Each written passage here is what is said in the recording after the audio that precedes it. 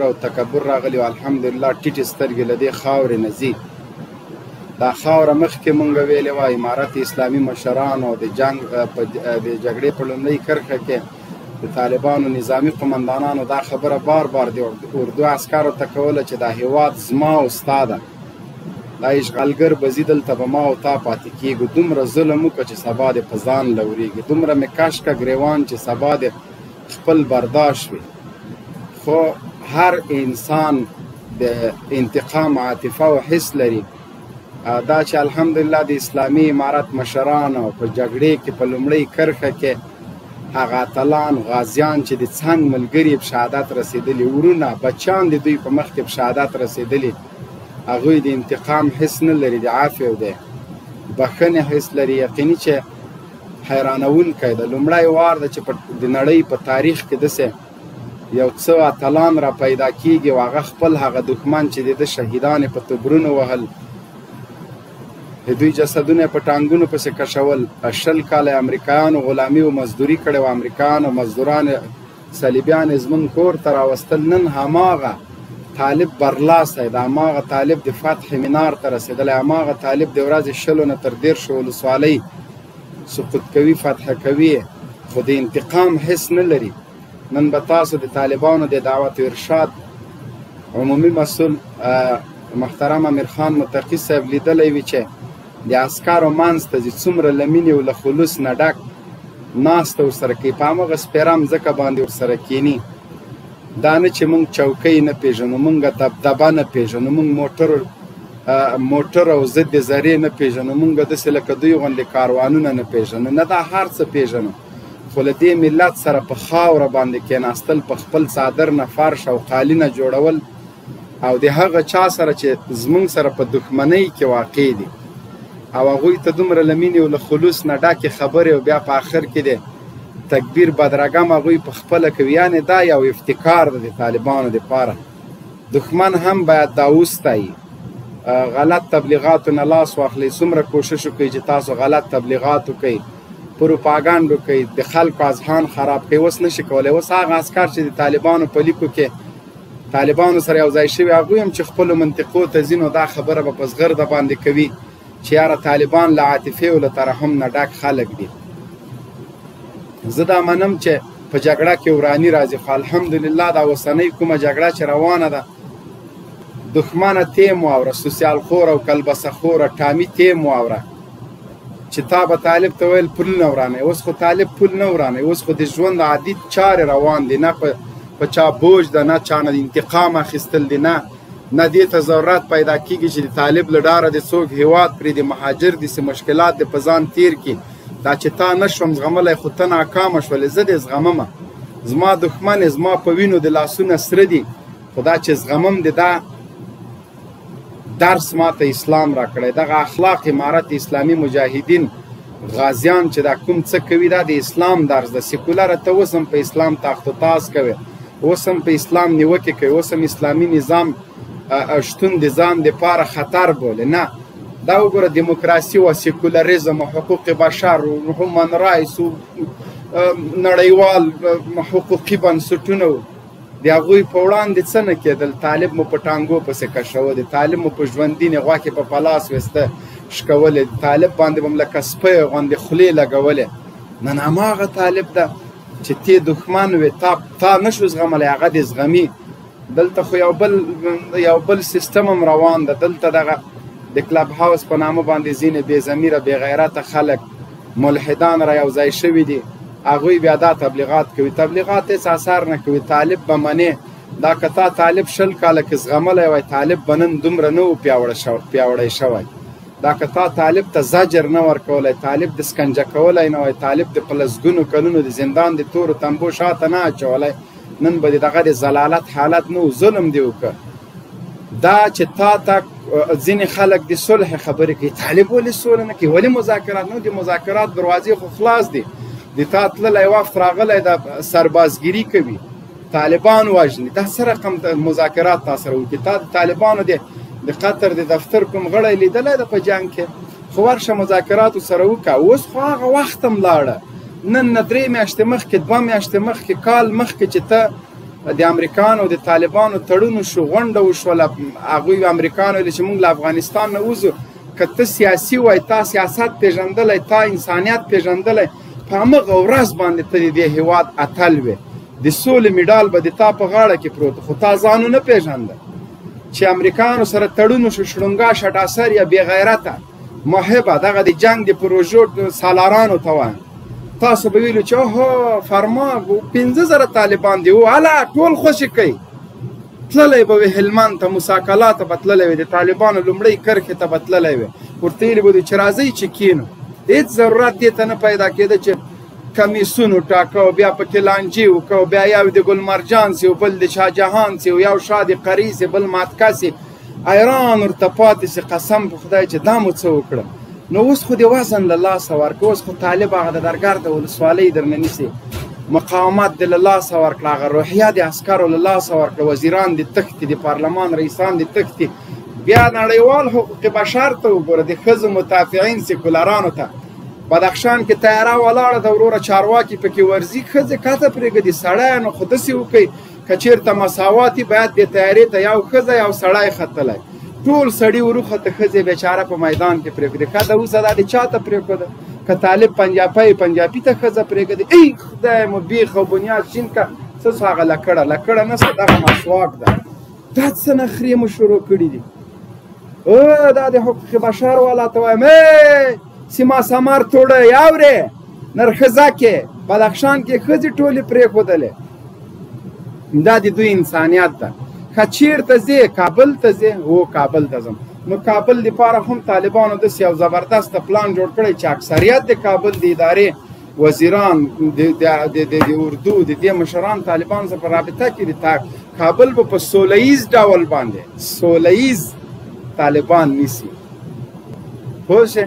د ارګ دروازو سره به درته ولاړي، برید به درته تاویي وروره. بیا هغه وخت څومره باده ده چې اشرف غني لاسونه داسې نیولي، زه تسلیم یم، زه تسلیم یم.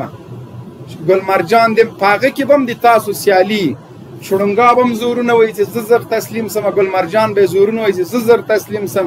نو هغه وخت ګورئ مه کوئ.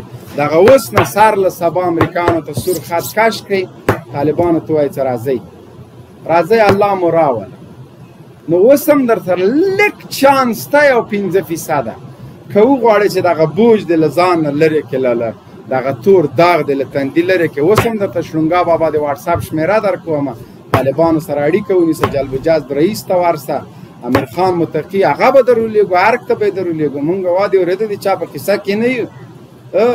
نو اوس هم در سره وخت ده، که نه پلان بیخي د کابل چهارسیه ولسوالۍ، کمپنۍ، خیرخانه، سروبي، خاک جبار، د عذر له لارې نه د پل چرخي خولې ته، سرک نو ښه په کومه لار ځې؟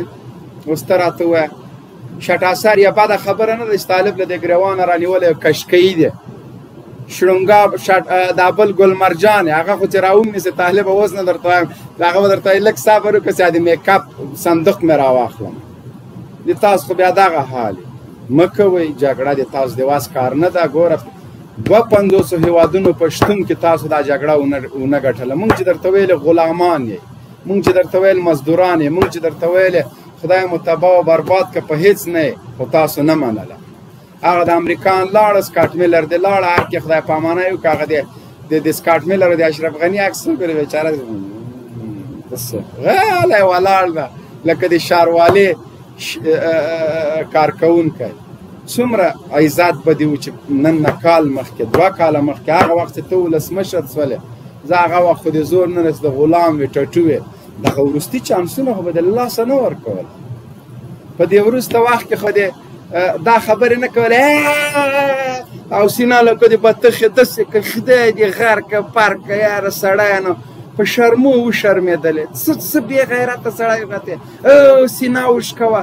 دغه وخت کې د تا چانس کېدای شي مونږ ویلې چې یار همدغه شړونګا شټاسری دی د مونږ ولسمشر، همدا ته د لومړی مرستیال دا بل د پکې دویم مرستیال. نن هغه بل پټاخپازی وایي چې طالبان مونږ پیژنو، دا ایکوندي ته تللي دي، خلک دې نه غلط خلک ولاکه نور د تاسو خبرې واوري. قسم په خدای د افغانستان ولس د یو عادي طالب ټویټر او فیسبوک اکاونټ څاري ځکه په حقایقو ولاړ خبرونه ورته نشري، خو د تاسو باندې باور نشته. د ورځې 20 ولسوالۍ سقوط کېږي، د هر ګویان کچالو پزه هغه راجګېږي چې په بامیانو کې کنسر ده. سړی عسکر د روزانه څه حال ده او ته پایکوبیانې کوې. والا در جمهوریت نه متراز د امارات بیا نیست. نو خو امارات خو معلومه خبره ده، امارات ته باید چې ښځې به په سټیج ګډېږي. د اسلامي امارات مشران او زعما د چا فشار ته غاړه نه ږدي. که تاسو دا فکر کوئ چې په دفتر کې به وروره سینګار کړې ښځې ناستي، این خیال است محاله. که تاسو دا فکر کوئ چې ستاره افغان به همداسې ډز کې روانې، این خیال است محاله. تاسو دا فکر کوئ چې نجونې به په سټیجونو باندې ګډېږي، دا حقوق تاسو غواړئ، دا خبرې نشته. په همدغه جمهوریت کې والله بالله سمت الله د ما دغه ګیره عسکرو ویستلې، داسې بوټ بوټې رانه ویستلې. ریشمان دي، ریشمان دي. یو کس به چې ګیره درلودله له کابل نه به چې کندوز ته ته قندار ته 50 جای به تلاشي کېده، ولې جرم یې دا و چې ګیره درلودله. تا خو د ما په پټکۍ ریشخند ووه، په حجاب دي وه، په هر څه دي ووهه.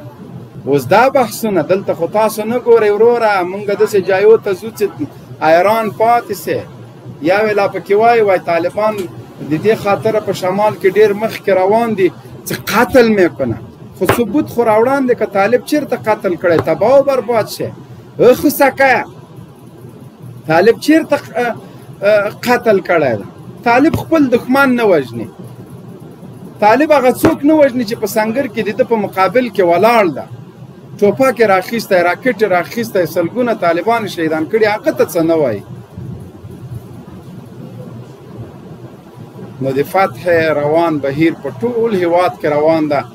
د کابل ښاریانو، د افغانستان ټول ولس ته ډاډ او اطمینان ورکوو د دغه میکرافون له لارې نه چې هیڅ ویره ونه لرئ. په نارمل توګه خپل تجارت، خپل بزنس، یوه روپۍ مو څوک خیانت نشي در سره کولی.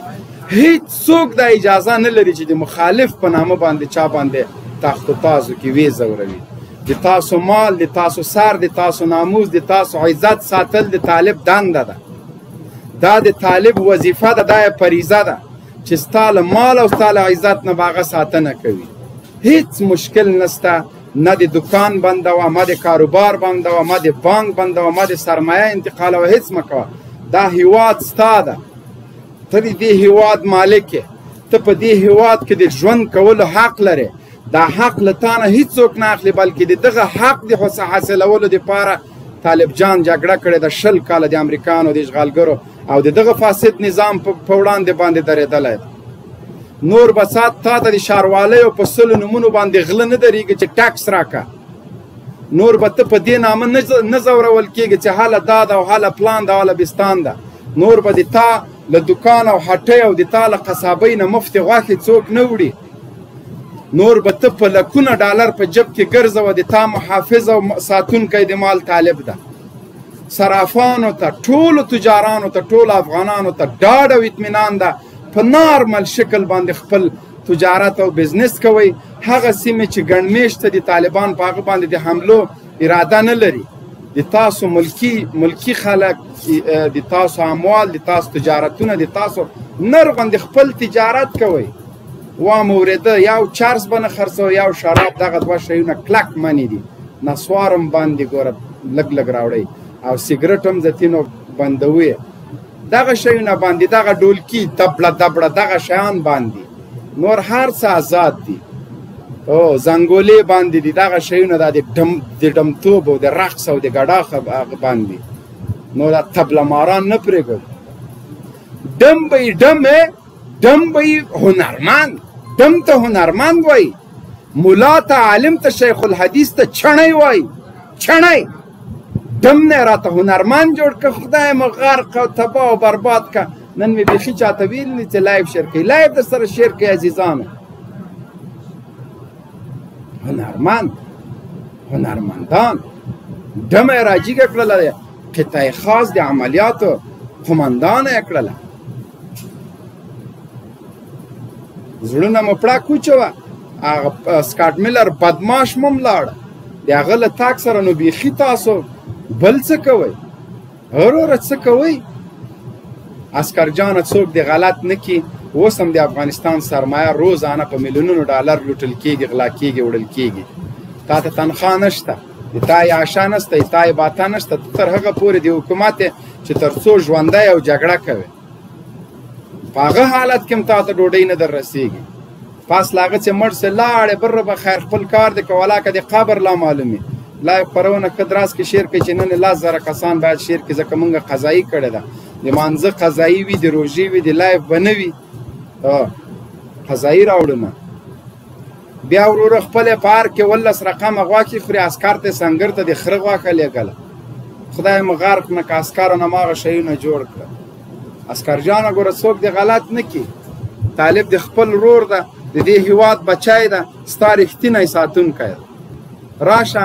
سلا دې راوړه نر غوندې کښېنه هېڅ ځي کې دی څوک جګړه نه کوي طالبانو په وړاندې مقاومت نه منو او هغه فلمي اکټرانو ته مو وایي چې ګوره دا حقیقي جګړه ده دا د بالیوډ او د هالیوډ شوټینګ نه ده چې ته د کمرې مخکې سوک دومره یو ګز لري او 14 ملاقه خوري دلته حقیقي جګړه ده قسم به خدای طالب د لیزري په دغه جولې اوس خو ډي سي توپونه هم پیدا کړي دي او مشرانو نه مو لږه هیله دام ده چې دغه لوګر کې د شکرکلا بیس نه ده دغه نه د سیاو حلقه راتاو کوي دا ډي سي توپونه ورته راوړي دي خلکو سخت ظلمونه کړي دي وحشتونه یې کړي نه یې پکتیا پرېښي نه یې پکتیکا پرېښي د لوګر ولس خو یې داسې کړی چې جاو یې کړی ډي سي توپونه ورته راوړئ شاوخوا یې ورته کېدی محاصره یې کوي داسې سم اچار چکني ترې جوړ کړئ دا د اسرائیل او د بلیک واټر روزل شوي سپي په دغه بیس کې اوسېږي دا د شکرکلا په بیس کې د مداغې په ولسوالۍ کې د شکرکلا بیس مو له یاده ونه وځي زه هم چې د 10 ولایتونو ورته خلک راټول کړي خو دا بیس له بیخه وباسئ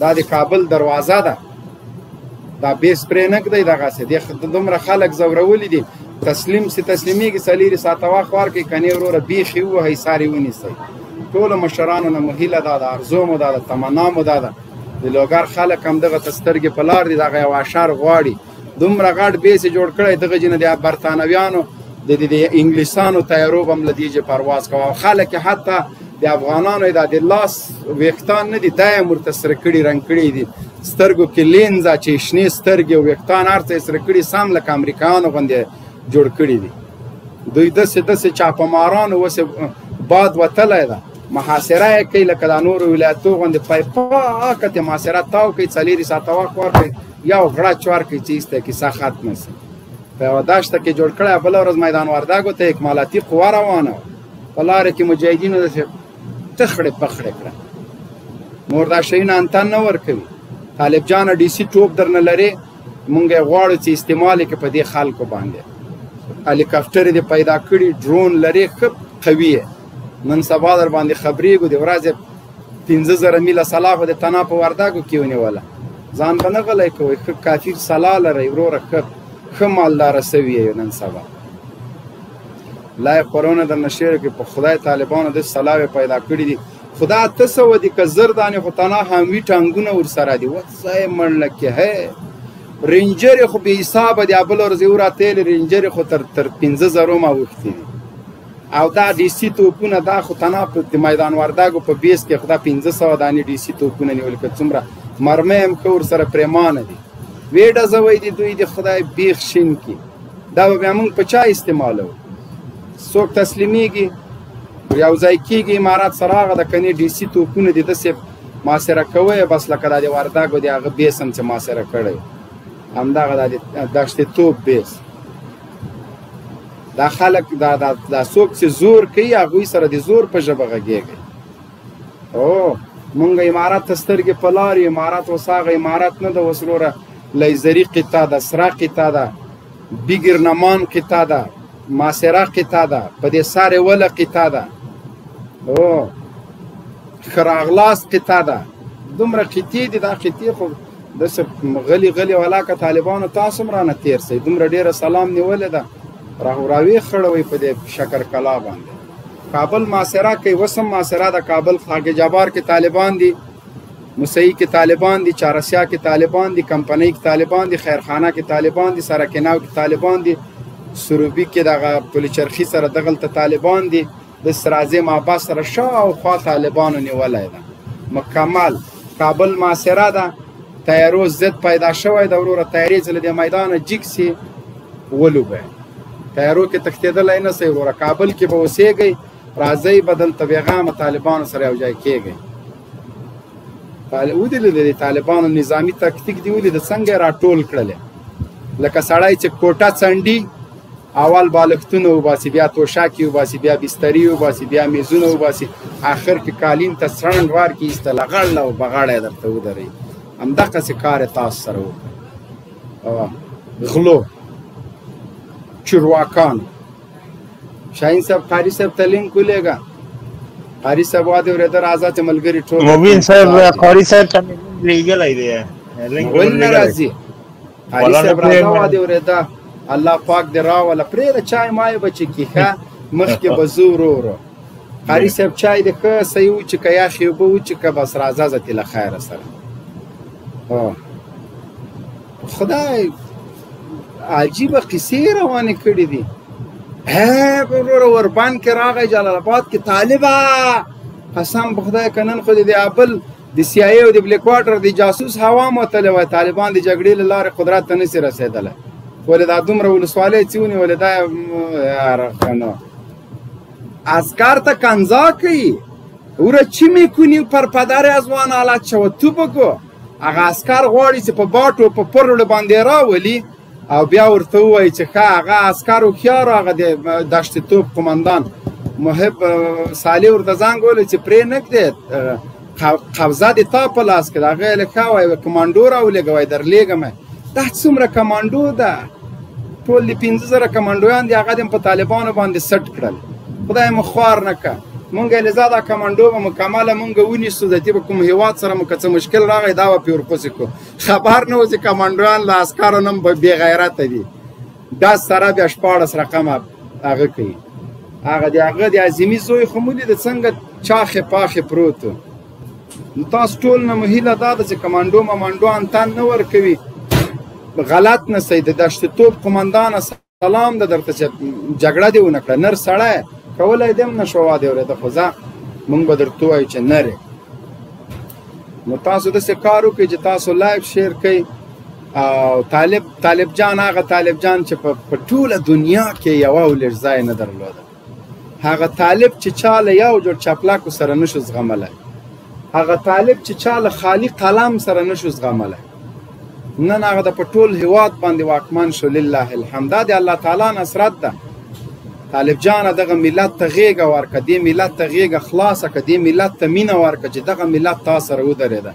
دا 20 کاله تکلیفونه یې در سره تېر کړل، شهیدان سول، د تا شهیدان انتقال کړل، زخمیان انتقال کړه، جای درکړه، کور یې درکړه، ښه په نره د تا پالنه وکړله. اوس د دغه ملت وخت را رسېدلی چې ته د دې ملت خدمتګار واوسېږې، دې ملت ته زړه ورکړې، دې ملت ته وینه ورکړې، دې ملت ته مینه ورکړې، محبت ورکړې، دا ملت داسې ونازوې چې تاریخ جوړ کړې.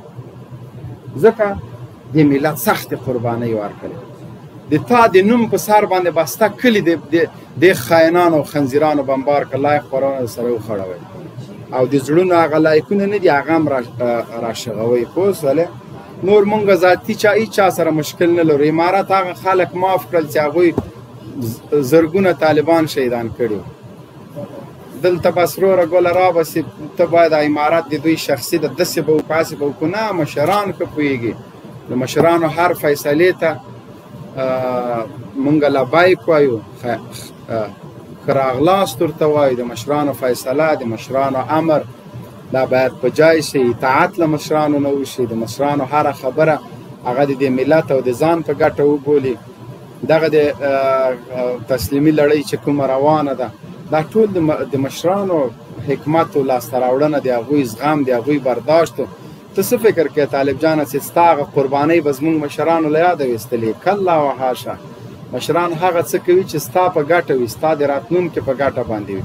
جهاد د مشرانو په امر شروع کړی، د اسلامي نظام په خاطر مو شروع کړی. دې په خاطر خو مو جهاد نه کوو چې مونږ به له دښمن نه انتقام اخلو، غچ به ترې نه اخلو. نه، اسلامي نظام مو هدف، اسلامي نظام غواړو.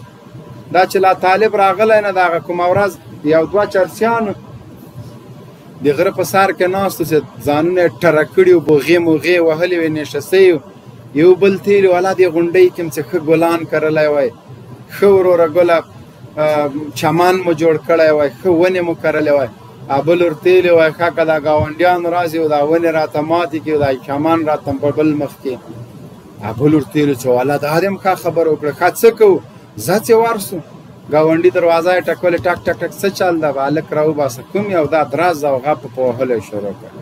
پلار ورتیلي چې ولې وهې وای دا بره غونډۍ وینې وای وای مونږ دلته ګلان کرو ونې کرو چمن کرو دا زوی راځي بیا عشق کوي هغه ورته خدای مو غرق که تباه شئ تاسو خو یوارې چمن جوړ کړئ ګلان وکرئ بیا زما زوی درغی لاس او پښې پې مات کړئ چمن مو لا درک نه لري ولې مو لا درک نه لري راځئ وروره ګله هغه کوئ د ما زوی شین او کباب ښه یې ډبولي و دواړه. نو اوس مونږ هم دوی ته وایو چې طالب لا راغلی نه ده او دوی وروره د ښځو حقوق به څنګه سي هلکه دلته سپین ږیری حق نه لري دلته ماشوم وژل شوی ده دلته چا حقوق ترلاسه کړي دي چې ته اوس مونږ نه د ښځو حقوق غواړي. بیا د ښځو حقوق همدغه ده چې هغه د سینګار کړی په یو دفتر کې له چا سره ناست وي. د ښځو حقوق همدغه ده چې په نیکر کې د فوټبال کې کرکټ د کې ماته د کپونه راوړي دا خو د ښځو حقوق نه دي. د ښځو حقوق خو دغه دي چې ښځه دې په کور کې کښېني مونږ ورته کار کړو دا نو حقوق دي.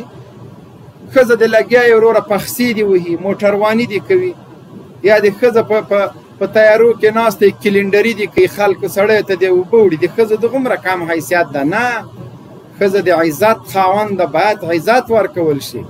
زما ښځه به یې د مونږ خویندې زنانه به ځي په ښاروالۍ کې به کار کوي د کابل سړکونه به جارو کوي همدا د ښځو حقوق دي نه داسې نه کېږي. دا حقوق ورشئ په هندوستان کې خلک پزې ته راغلي دي ښځو باندې کار کوي سړي بېغامه کور کې ناست دي چې لږې ښځه اخوا دخوا کې وایي زه طلاق درکوم هغوی ورته ډیواس وایي ډیواس دی دو نو هغسې حقوق د ښځو که غواړئ ورشئ اول د هندوستان له خلکو نه پوښتنه وکړئ هلته دیموکراسي ده چې هلته په ښځو څه حالت تېرېږي د واده مصارف ټول په ښځه باندې هر څه په ښځه بیچاره تباه او برباد ده. انجلۍ مزدوري کوي کار کوي تر هغوی یو څو روپۍ جمع کړي او چا سره واده وکړي هغه چې واده ورسره وکړي پیسې میسې ښځې نه ووهي بیا ورته وایي زه ډیواس درکوم ولې ما ته نورې پیسې راکړه. داسې دیموکراسي ده په هندوستان کې میړه راجګېږي د ښځې نه ویډیو جوړوي ښځه له میړه نه جوړوي بیا وروره اختارونه دي بیا ورته وایي چې که دا دې ونه که زه به دې دا ویډیو شیر کړمه عدالتونه دي وروره کیسې دي یو مردار ژوند د ورشئ د هندوستان دیموکراسي وګورئ زړه به مو له زندګۍ نه تور شي.